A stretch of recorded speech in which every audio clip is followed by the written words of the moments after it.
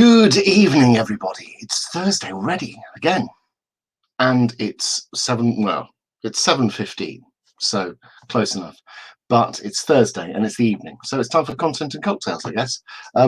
This is my weekly deep dive into all things video marketing related.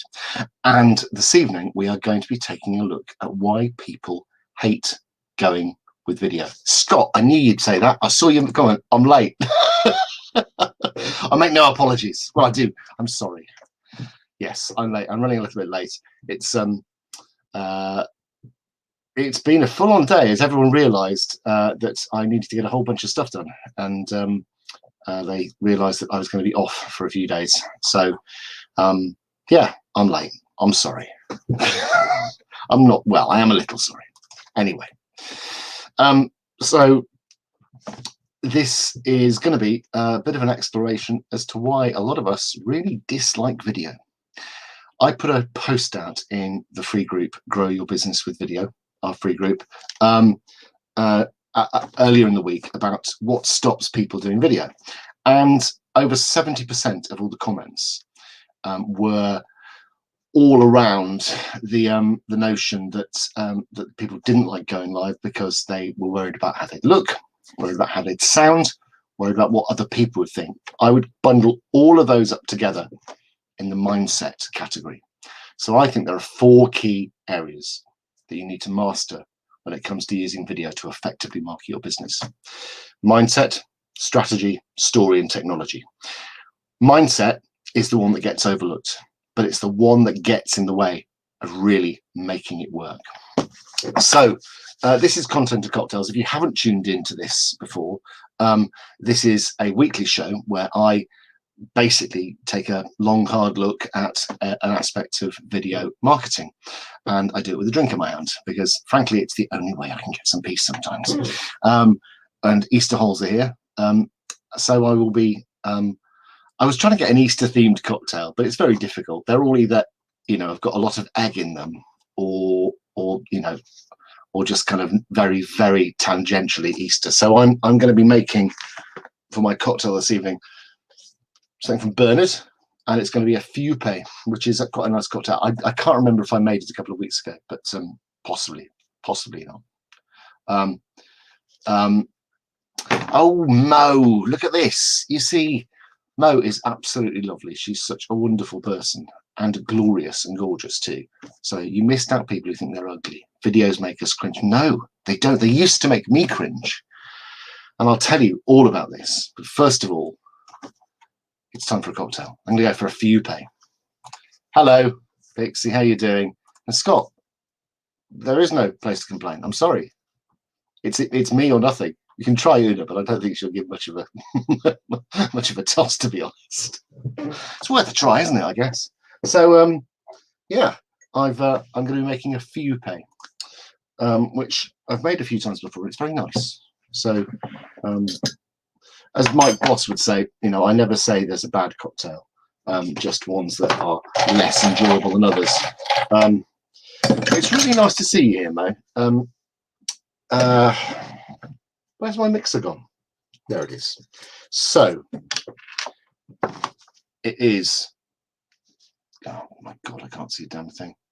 1 measure of brandy. It's quite a boozy one, this one. So we'll have to see how it goes. So a measure of brandy, not the world's finest brandy, I will add, but not a bad one actually. It's nothing special. I do like a brandy, but in a cocktail, I'm not sure quite how much it matters. The next is, what have we got? An equal measure of Italian vermouth. So this is the vermouth I made myself last week, and it's really nice. It's kind of, yeah, really easy to make actually. It's getting hold of all the herbs and spices. There's some fairly outre ones in there. Next up is some Benedictine. I think it's not much Benedictine, but a little bit to taste, I guess. And then shake it up. What does it say? Half fill the tumbler with broken ice and add the brandy. Next, the Italian vermouth and the Benedictine. Stir up and pass through a strainer into a cocktail glass. Serve with the cherry and 1 or 2 dashes of lemon peel juice on top. This cocktail has plenty of kick in it. Thanks, Bernard. Right, bit of a stir. So stir, not shake. So, yeah, I can't quite believe Easter's.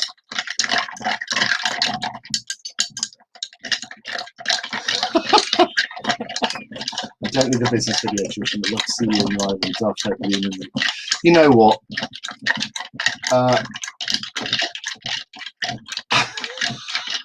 It's a, you know, I would, that is very kind. Well, first of all, desperate, really would love to see you. And I know it's been far too long since we've actually been able to get together. I found a picture of that day we had in Birmingham when Astrid was really teeny tiny. Wow, it looks like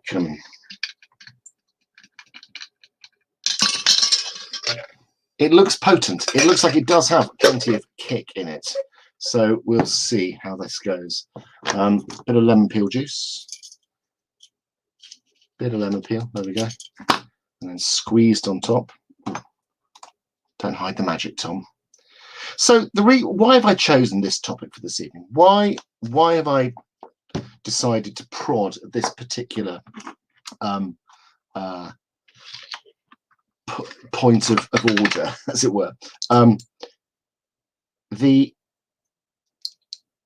reasons why people don't like going live, or don't like video, not just live, but video in general. Cheers, mate. Cheers, everybody. How you doing? That's a good cocktail. That's one of Bernard's better cocktails. Yeah, they were, and someday, Mo, we will have them. We will have them again. We will have them again. Hopefully sooner rather than later. No, this is lovely. This is absolutely lovely. I rarely talk business. This is much more in the sort of the mindset category, I guess. Why do we struggle? Why do we struggle with video content? I think there's a number of things going on here, and almost all of it is in our heads, if that makes sense. Let me set the scene. So back in 2017, I was somebody who was firmly behind the camera, and for a wide variety of reasons, had decided very much to keep myself behind the camera and help other people make their own video content, get visible with video. And you know, the sort of internal narrative was that, well, it's my job to steward other people through it. But what that meant is that nobody knew who I was. I was helping other people get sort of more visible with video, but as a business owner who is extolling the virtues of video, it was getting a bit weird that I wasn't doing much of my own content, or indeed any of it. So I sort of took the view, I've got to push myself. I've got to get out from behind the camera in front of the camera. And I do not mind telling you that that was a really big, hard thing for me to do, because I did not think of myself as somebody who was good on camera. I'd had a few cracks at it and had sort of been told that I wasn't, you know, it wasn't for me. And it sort of stuck with me. That kind of that's a narrative lodged in my brain, and I'm stuck there. And so I thought that was that.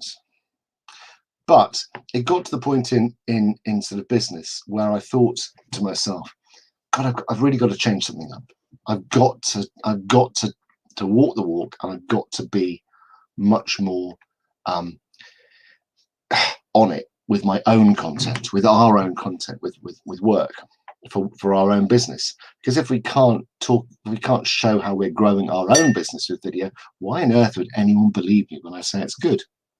So spool forward to here in 2021, and video content is the primary lead generation tool for my business. Now, that is no understatement. To have gone from video generating no leads, we're a video business. Think about this, a video business that didn't use video marketing very well. What on earth does that say? We knew all the reasons. We did it, helped out other people, but did we do it for ourselves? Did we heck? And you know, I'd spend hours getting up early in the morning to go and have a horrible breakfast at sort of networking meetings, meeting people I liked well enough, spending time with small quantities of people, spending time with a small group of people, or with BNI, for example, who didn't really get what I did and didn't really know how to sort of refer work to me, as nice as they were. And surprise, surprise, the sort of referral-based marketing that we're all told is so good really just didn't work for us, because it was too small. It wasn't generating enough leads. So in 2018, end of 2018, so 2017 I started playing around with it, and I sort of was half baking it, if I was quite honest, but we were still sort of working out where we were going to be with what we were doing. But 2018 I started seriously making content, pre-recorded content largely. But end of 2019 something different happened. I started using live video, and I started a little show called Content and Cocktails in October 2019. And I said, I'm going to do something that I enjoy. I'm going to go live, and I'm going to find a mechanism for making the process of going live and talking to people as enjoyable as possible. Now, I managed to put some pretty serious barriers in my way when I was doing that, because I really got myself into a bit of a pickle thinking about all the things that could possibly go wrong with live video. I thought, what happens if I forget what I'm doing? What happens if I get people turning up and hurling abuse at me? What happens if people think I'm just rubbish? What happens? All these things, all these kind of reasons I was telling myself not to do this, not to go live. When I could look around and I could see other people making live video work for them really, really well. And actually, it was my friend Danny Wallace, who many of you will know, who really sort of said, you've got to get on live video, you'd be great at it. And she kind of encouraged me, and Una and Danny both kind of pushed and sort of got me doing it, because you know, I enjoy chatting to people. I enjoy having kind of opportunities to speak. I've never been shy about speaking, but the thought of video, I look at myself on video, you know, when I look at myself on screen, it's weird, because initially when I first saw myself on screen, I didn't recognize the person I saw. In my head, I was much younger, had more hair, not quite as jowly, and so you get this sort of there are lots of reasons visually, the sort of auditory side of it, a sort of confidence, all these reasons why I thought I couldn't be doing it. And I put lots of I gave myself lots of excuses, told myself lots of reasons why I couldn't do it, and that really held me back. But like I say, now I got to the point where Content and Cocktails and the group generates an awful lot of business for me. In fact, I would say it's the people coming to me saying, I saw your live and I want you to do X, Y, and Z. I saw your live, I want to be a member of your membership. I saw your live and I want to do X, Y. Really, people finding me in ways I didn't really know. I don't sometimes entirely see how they found their way to me, if that makes sense. Yeah, Scott, that's really, it's going back to this idea, you know, with speakers, with marketers, a lot of us spend our time doing all these things for other people, but not making enough time to do it for ourselves. And it's the same with video content. But once you crack the code with this stuff, it's like a sort of tap that gets turned on. Once the processes are in place, and once you feel comfortable, once you've learnt the skills that don't take long to master, but with a bit of support and a bit of practice, you can be creating content that is specifically designed to talk to you know, your ideal audience, specifically designed to build trust, to build your sort of expert position status, and all of the benefits that flow from those things. But still, there is this huge amount of internal kind of all these reasons why not to do it are overpowering all the incredibly good reasons to do it. And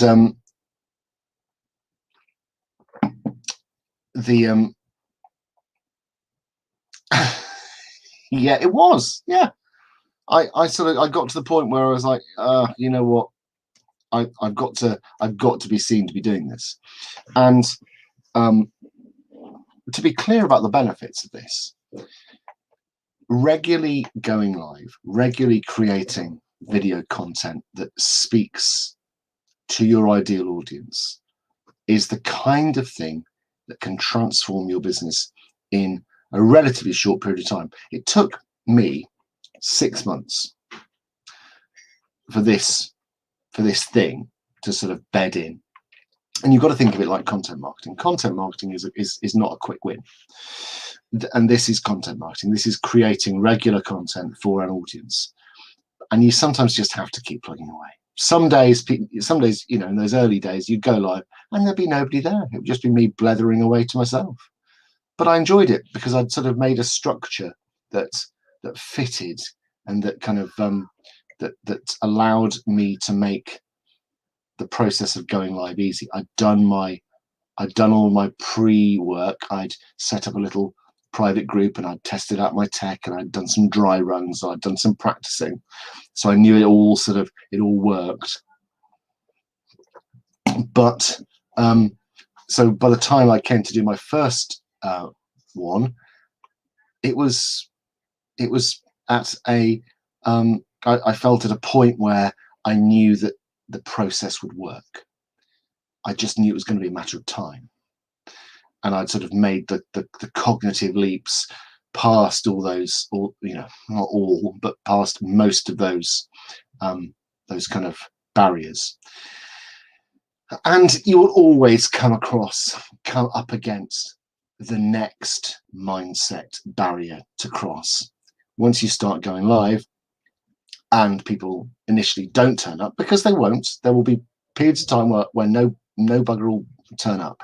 For love nor money, you can't get people to turn up.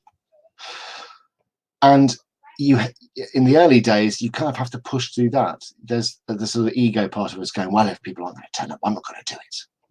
So that's not how it works. You've actually got to show people that this is, one, here to stay, and two, something worth turning up for. So you've got to deliver value and deliver value consistently, because with these kind of shows, if you are going live on a regular basis and you don't turn up once, that's okay. But it's when it's scattershot and difficult to sort of predict when these things are going to happen. It's like tonight, it's 15 minutes late.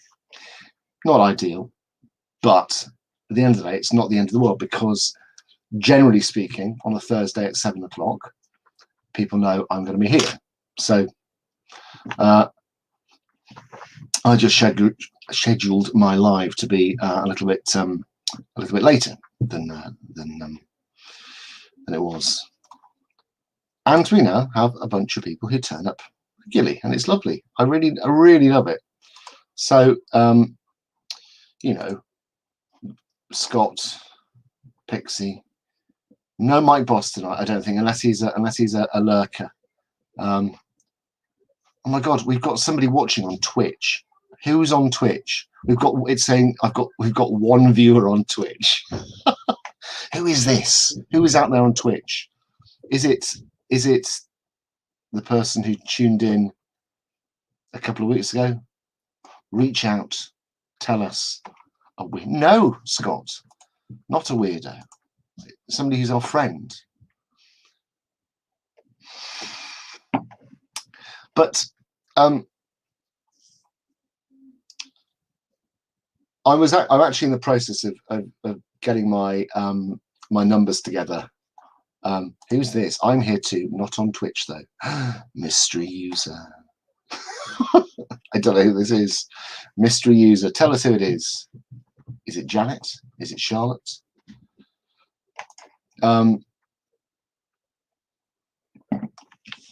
So I'm just getting my figures together at the moment, because I wanted to tell you precisely how much business I won through going live, and it's not. I want to. It's Adam. Hello, Adam.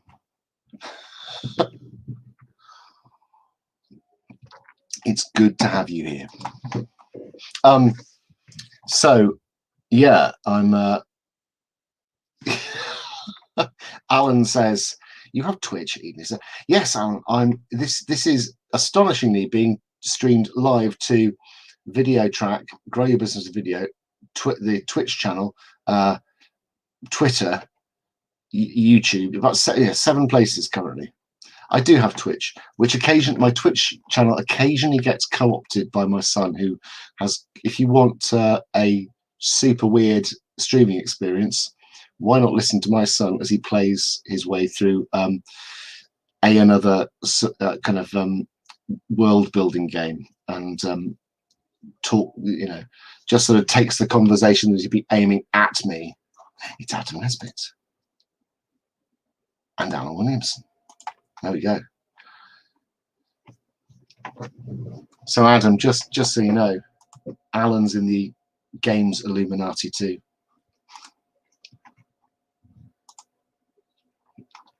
Yes, yeah, of course. Well, I mean, that's it. The production quality is really really kind of really impressive over there.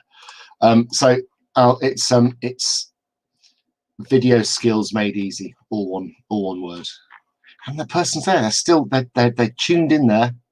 But there we go. Yeah. So what can we do about this? What can we do about this reluctance? Because I know that loads of people out there want to be doing this. How do you go from a reluctant, retiring individual who is itching to get visible but is holding themselves back, to someone who is comfortable and confident with video? I'm not going to lie to you, it's not an overnight thing. It's something you have to work at. And whilst it won't be overnight, it won't take forever. I think it took me probably 3 weeks to get really comfortable with going live. And I've made a promise to myself that I'm actually going to go live every day now, in some way or another. And I probably do go live most days, but I want a lot more structure to it. So we've got, I've set myself some challenges really, to just kind of to use live video much more, because I love it. I really enjoy using live video. I've gone from a place of hating it to really enjoying it, actually. And it's not just about the sort of figures on the bottom line. I won't lie, those are nice, those are helpful, they motivate. It's more about, actually, for me, being able to build my business in a way that suits me. I am somebody who really, really struggles with consistency. And for the fact that I've done this for, God, getting on for a year and a half now, consistently, is frankly astonishing. Habit building for me seems to come really hard. But consistency is kind of a once I get to do something in a structured way consistently, then it's done. I now can't. I feel really bereft if I don't do Thursday evenings. I don't think it's just the booze. It's the being here, chatting to people.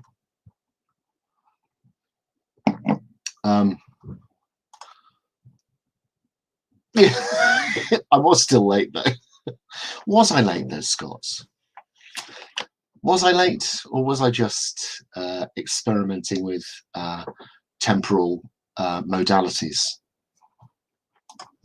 We'll never know, will we? I got caught very close to a black hole on the way back from the supermarket or something like that. Ask Carl Sagan. I don't know. But for me, it's out of that consistency has come out of that consistency has come a really, for me, a completely different way of running a successful business, of building something which is both fun and profitable. And I've seen lots of people do it working. There we go. Twitch chat for the win. Thank you. I'm assuming this is Alan. Magic Pockets. I will find out. I will go and seek you out, Magic Pockets.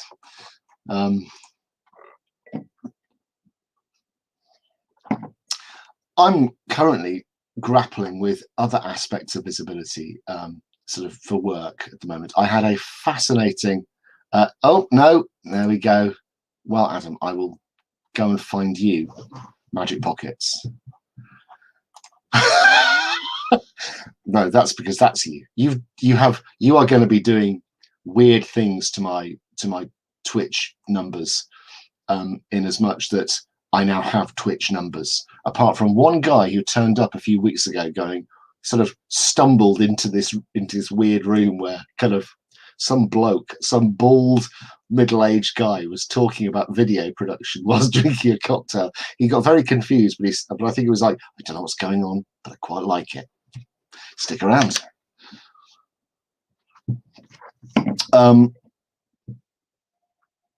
Yeah. So yeah, I'm sort of grappling with other aspects of kind of publicity and the marketing. So I had a fascinating session with a PR expert called Nicola Rowley today. So she interviewed me, and she's getting my PR story down and into something which is kind of something that is kind of a bit more shareable in a traditional PR sense. And there was for me today, the discomfort there came from the fact that she was asking me things about my story that I really didn't consider to be particularly interesting or pertinent, but we got into discussions around my sort of side venture, my side sort of hobby of dealing in collectibles and things like that, and the fact that I was buying and selling antiques from about the age of 13 on, from about 13 onwards, and it's never really left me. There's an inner love joy in me which has always been there, but I've been able to indulge it through my kind of enjoyment of collectible cardboard. For those in the know. Well, the question is, do I have another one of these? Because that was very nice. I might. I'm gonna do it. If Mike Boss was here, he'd say, "Don't do it, Tom," or he'd say, "Do it, Tom." But yeah, so the world of PR is about to start kind of becoming a much more sort of significant part of my life, which is quite exciting. I've been part of a mastermind group, and I still am part of a mastermind group with a whole bunch of really amazing people. It's led by Lisa Johnson, who some of you may have heard me talk about, who was a passive income expert. And she's really been the person who sort of pushed us into really getting our heads around the sort of the digital world, and how I can kind of use a sort of a one-to-many approach with the content, with the knowledge I've got to help people. I've lost my place. No, Benedictine.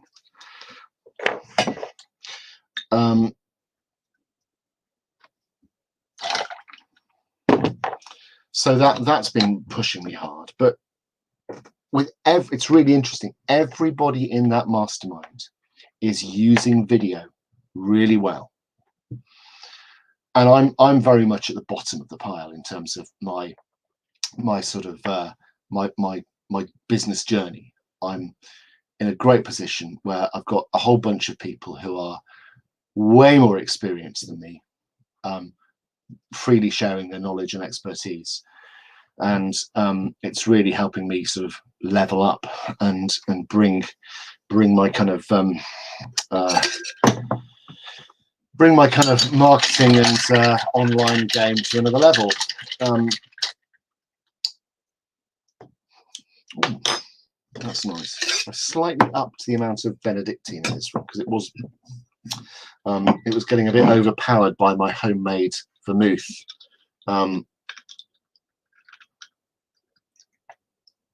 There we go.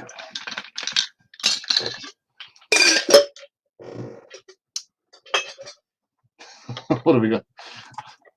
Sorry, we've derailed your live with Twitch shenanigans. Are you sorry though? I'm not sure you are. And you didn't derail. It was it's great.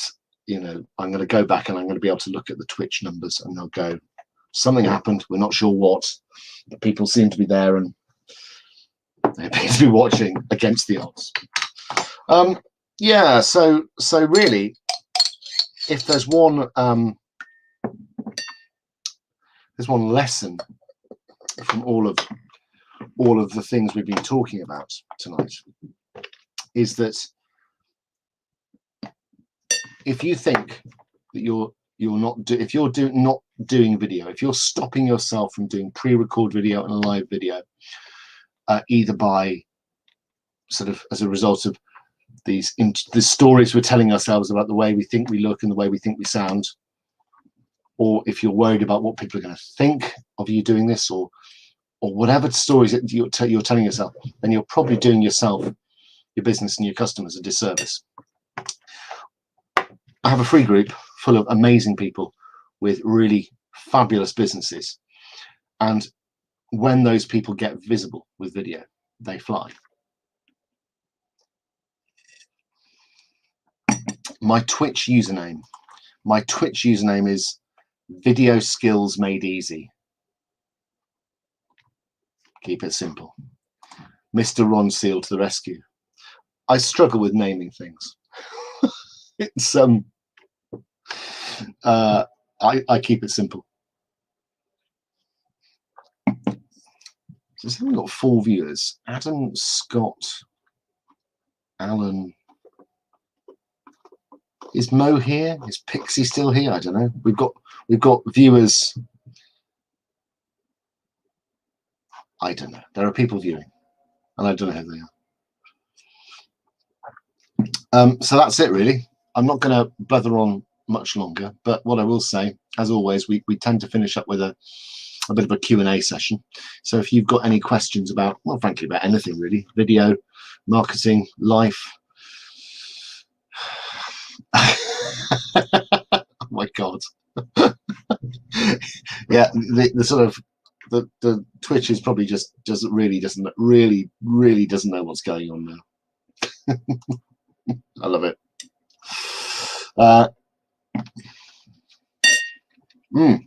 Good question, Mo. So this comes from this little hardback book, which I love. For long-time viewers, you'll be very familiar with this. This is 100 Cocktails by the mysterious and excellent Bernard.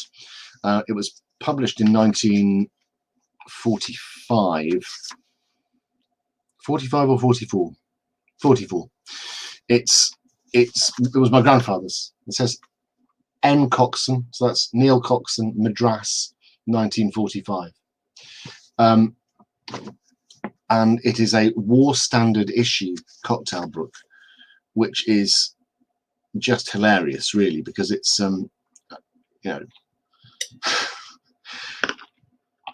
I find it hard to believe that somebody thought that this was a production priority during the sort of resource scarce last years of the Second World War. But nonetheless, fascism cannot be defeated without a cocktail in your hand. So Bernard, and I say Bernard because you can see it just says by Bernard. Bernard in sort of quotation marks. Turns out with a little bit of digging, Bernard was a woman. In Blackadder terms, Bernard is a bit of a boy's name. So Bernard has written down 100 of her favourite cocktails, and some of them are absolutely horrendous. Some of them are great, but this one is called the Fiupe. And the Fiupe is, it's actually a very old cocktail. It's a cocktail that dates right back to the, when was it? The history of it is actually quite interesting.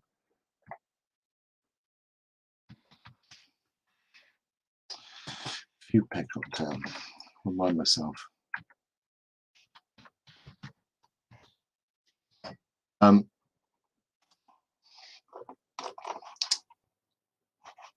It's also got another. Hang on, it's got a really good. It's got some.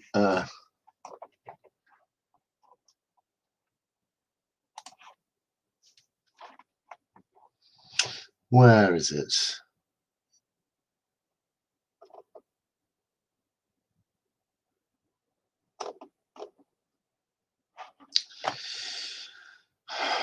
The Fiupe cocktail was a stripped down Vieux Carré for okay, so there are variants on it. I can't find the history of it, but I have a suspicion that that it's there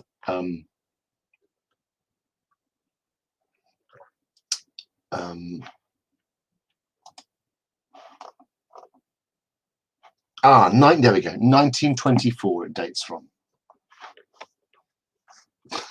Scott says, I can't see any of the other comments. What have I done? I don't know what you've done, Scott, but they are there, I promise you. Maybe it's just the Twitch effect. For the first time ever, I have more viewers on Twitch than on any other source at the moment. So well done. We've broken the algorithm, or whatever we've broken. We've broken something, a record. Yeah, it's called a Fiupe, and it's very nice. It's got a sort of herbal, bitter kick to it, but with sort of sweetness. I have a suspicion you may have had too much of it already. Yes, that happens around this sort of time. We're a good, we're sort of 40 minutes in. It's usually around this kind of time. WTF is Twitch. Twitch is not, I'm going to make a bold statement here, Mo. I don't think it's for you. I think you might find Twitch to be both a foreign planet and maybe even a foreign galaxy. It is there's a lot of nerds there, let's put it this way. Scott says it's the Wild West of streaming. I'd say that's a very generous assessment of how much activity goes on, physical activity goes on stream. There's a lot of sitting in one place in comfy chairs with high quality streaming setups, but very little physical activity, possibly, which is maybe a bit mean, but probably accurate. Sorry, Twitch. What I'm saying here, Mo, is that I suspect your love of computer gaming might not be as profound and enduring as mine. I'm waiting for the Video Skills Made Easy OnlyFans stream. Well, Adam, if you're looking for the big and hairy channel, then that would be my only big, bald and hairy. That's a lovely image for you. I think that's probably a good time to think about winding this up when we've got into this kind of this level of chat. So, in short, this whole idea of getting in front of the camera, getting visible with video, is something you have to work at. It's not going to happen overnight. It's not going to happen instantly. Even if you are brilliant in front of the camera right from the get-go, you're probably not going to generate an audience straight away. That takes time. You know, you will need to develop an audience, and it's worth it, because when you do, you will find that it is like a tap that gets turned on, and the leads start to come, and they're not low quality leads either.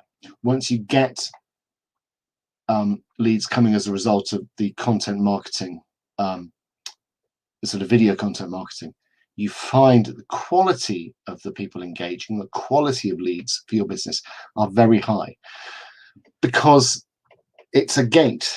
There's a little red velvet rope, and if people come up to it and they look over and they either go, oh, I like what I see and I'd like to be in there, or they get up to the red velvet rope and go, oh God, I don't like that at all, and they back off from it. People can sort of get a good sense of who you are, what you like, what you know, what you're going to bring to the party, and if they want it, they're going to come towards you. If they don't want it, they get pushed away. And so when people do come to you, they generally tend to be absolutely bang on the right people for you to work with, and the right people, you know, that it's a really good fit. And that's exactly what we want. We want to be working with people who light our fires. Love to. You know what? That will be absolutely lovely. Come down to Plymouth and see us. And it's been, you are so welcome anytime. No, it would be lovely. It would be so lovely to see you. Yeah, happy Easter. So yeah, there are so in the group, in the free group, Grow Your Business with Video. If you are not a member of that, go and join it. There are free things in there. There's going to be all sorts of exciting things happening over the coming weeks. If you want a little bit more help, then we have the £1 trial still available for Video Skills Made Easy. That will be running at least for the next month. So come and join for £1 for a week. Pop your head around the door, see if you like it. If you don't, that's fine. If you do, that's great. Stick around. So that's the paid membership. It's 35 quid a month normally, which is a bargain.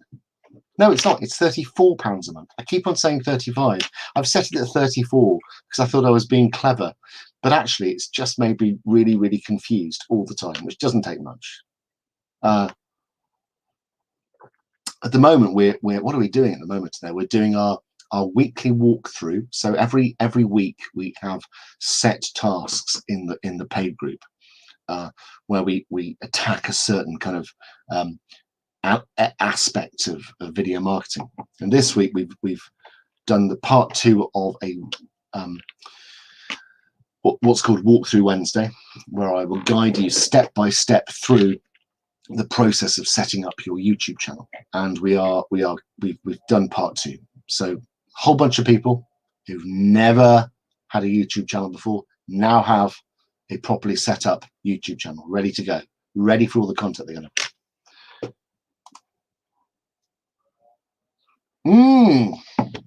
I'm assuming this is Adam. I've just been given LinkedIn Live. You lucky bugger. I cannot get LinkedIn. They won't do it. It's really annoying. Be connecting to StreamYard tomorrow. Not that great with tech. Happy Easter. Or is that Scott? I don't know. Whoever it is, LinkedIn Live, wonderful opportunity. I think so, if you're B2B, if you're on LinkedIn, you know, why not? No, we can't. It's driving me bananas. I'm trying to get in there because I'm trying to get it for. Yeah, I thought it was these. Yeah, I mean it's an obvious fit for you.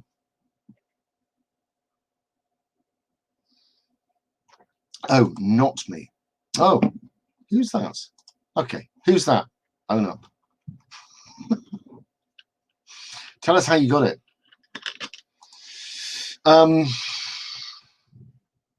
Yeah, that's it. Go for it. Go live. No excuses. Get to it. Look, this has been fun. I've enjoyed this. It's nice to be back. This is one of my favorite things in the week. Oh, Judith. Hello. Well, that's great. Brilliant.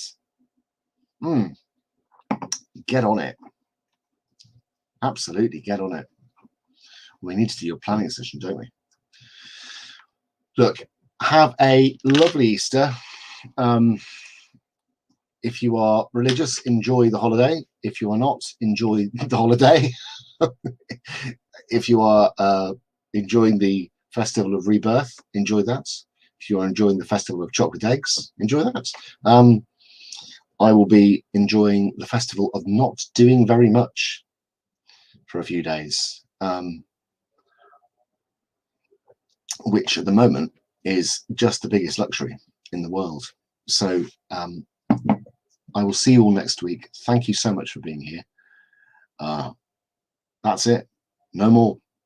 I'm done. I'm out. Bye-bye.